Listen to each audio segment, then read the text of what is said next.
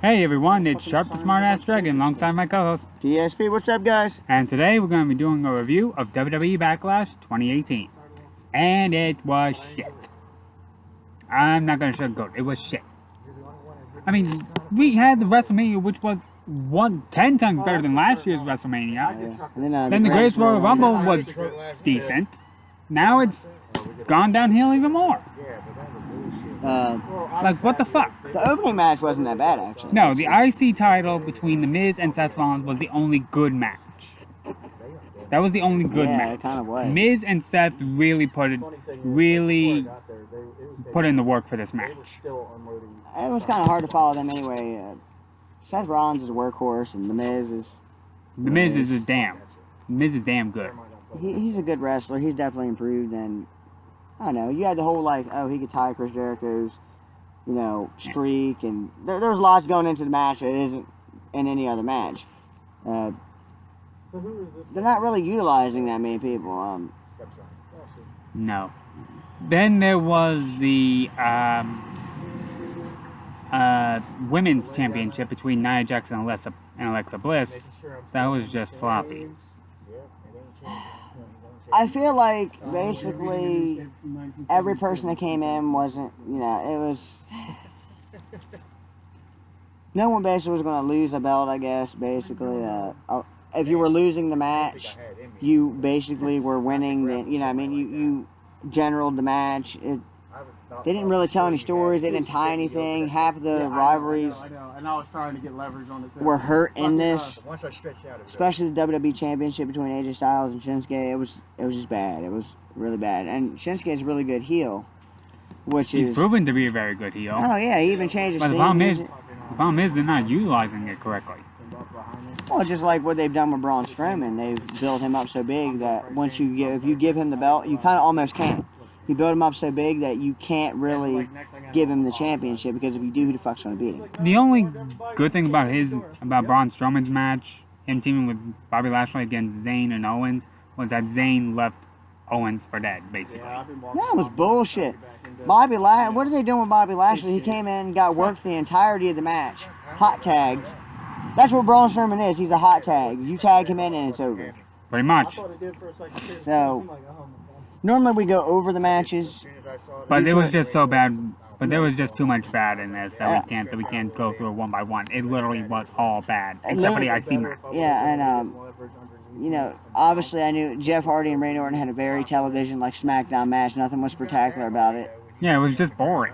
Randy Orton has been losing his flavor, one could say. Well, I guess you could say.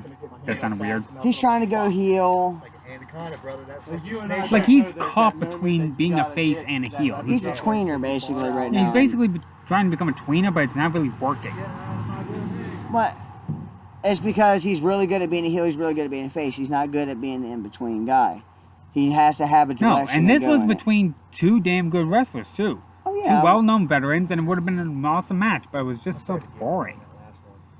And Jeff Hardy is one of my all-time favorite wrestlers, and Randy Orton's one of his. Oh, yeah, I love Randy Orton. So, you know that if we're not sugarcoating this, it's something. Shit. Yeah. It was bad, and there's...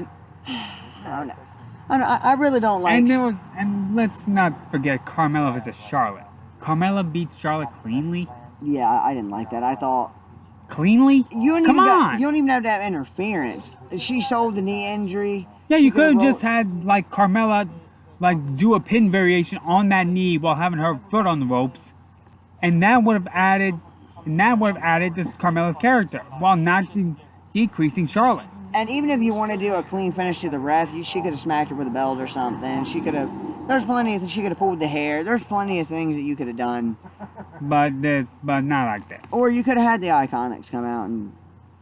Yeah, I mean, come on. Charlotte's the one who broke Asuka's streak, yet now you're diminishing that even more by having Carmella beat her. And on top of that... I don't know. Charlotte's a good diva, and I say diva, I know we're supposed to say women's wrestler, but basically you're diminishing the division down the divas. You're feeding them all to... I'm not against Carmella. I think she should stay champion. I don't mind Carmella having the belt. I just don't like how they did her first title defense against Charlotte. Well, and again, she's a good heel. Yes, she Charlotte's playing a really good baby face right now. She's Charlotte Flair, and she's the queen of SmackDown, but she's giving to her subjects, I guess, basically. This felt very much like a contract obligated thing. Like, they had to give her the rematch. But Carmella could have, it didn't boost anyone. It hurt both characters, honestly. is. No, it didn't. So. And let's not forget there was the Roman Reigns versus Samoa Joe, and by that time, apparently, people were already leaving. Not only were people leaving, I'm not gonna lie, like, that was my match to go to the bathroom. And that was the main event. I think my wife was making, like, a snack in the kitchen. That was the main event, not the WWE title match. Yeah, it was almost like you could take a nap. And since when did we start diminishing the WWE title because it's on SmackDown? Why is that not the main event? The Universal title is not ever on the line because Brock Lesnar has it. And he's not going to defend the belt unless it's one of the big 4 pay-per-views. Well, that's his contract obligation. That's what he signed for. And Vince knew that when he signed him. He signed him to do for, basically, he don't have to do it. He has to do the Raw before each big pay-per-view. So he signed him for 8 appearances, basically. And he's making, I don't know, somewhere along the lines of, I don't know, I think it's like $10 or $20 million or some shit. So, and it's whatever. I don't know. I don't understand where they're going with that direction. That you've built up Strowman to the point where no one can beat him, so you've halted him. Now he only can do the tag thing right now.